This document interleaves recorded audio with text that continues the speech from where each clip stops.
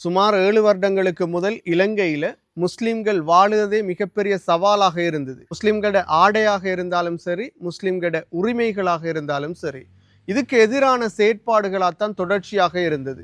அதில் முக்கியமாக ஞானசார தேரர் போன்றவங்க முஸ்லிம்களுக்கு எதிராகவே செயற்பட்டிருந்தாங்க. இதில் பெரிய அளவில் பாதிக்கப்பட்ட ஒருத்தராக டாக்டர் ஷாஃபி காணப்படுகிறார். டாக்டர் ஷாஃபிக்கு எதிராக எவ்வளவெல்லாம் சதி செய்யலுமோ அவ்வளவு சதிகளை செஞ்சாங்க. அதில் முக்கியமான விஷயம் என்னென்னு சொன்னால், டாக்டர் ஷாஃபி பெண்களுக்கு எதிராக கருத்தடைய செய்தார். பலோப்பியன் குழாயில் சிதைவுகளை ஏற்படுத்தி கருத்தடையை ஏற்படுத்துதாரு. அதே போல் சிசேரியனை மிக வேகமாக செய்கிறாரு. இதால் மிகப்பெரிய பாதிப்புகள் ஏற்படுது. இவருக்கு எதிராக பெரிய ஆர்ப்பாட்டங்கள் எல்லாம் செஞ்சு இவரை வைத்திய துறையில இருந்தே தூக்கி எறிஞ்சிருந்தாங்க. இவருக்கு எதிராக பல வழக்குகளும் தொடரப்பட்டது. பல ஆயிரம் பெண்களுக்கு எதிராக கருத்தடையை இவர் செஞ்சார் என்று சொல்லி குற்றமும் சாட்டப்பட்டிருந்தார். இவருடைய அரசியல் வாழ்க்கையை முடக்கி இருந்தாங்க.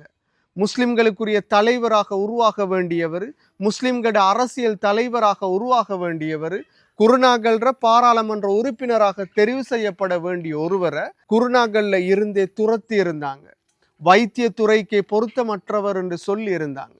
இப்படி 7 வருடங்களுக்கு முதல் மிகப்பெரிய சவாலை எதிர்கொண்ட ஒருத்தரா டாக்டர் ஷாஃபி இருந்தார். அதே டாக்டர் ஷாஃபி அவருடைய சேவையால, அவருடைய வேகத்தால என்ன குற்றம் சொன்னாங்க, வேகமாக இவர் சிசேரியன் செய்கிறார் என்று சொல்லப்பட்ட குற்றச்சாட்டு இன்றைக்கு 2 பேர் உயிரை காப்பாற்றுறதுக்கு உறுதுணையாக இருந்திருக்குது. இது கடந்த ரமலான் மாதத்தில் நடந்திருக்குது.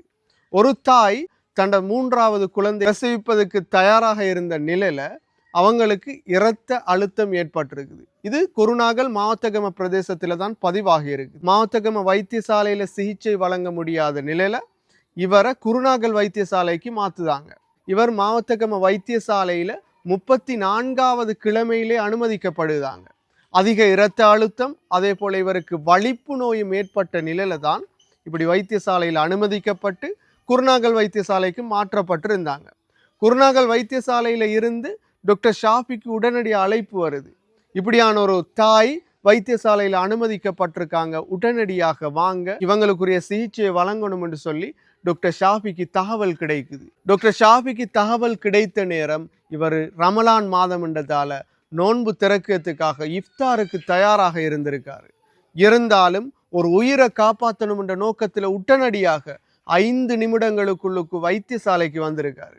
வைத்தியசாலைக்கு வந்து குறிப்பிட்ட தாய் அவதானிச்ச நிலையில உடனடியாக இவங்களுக்கு சிகிச்சை வழங்கணும் என்று சொல்லி அதில் மிக முக்கியமாக சிசேரியன் செய்யப்படுது.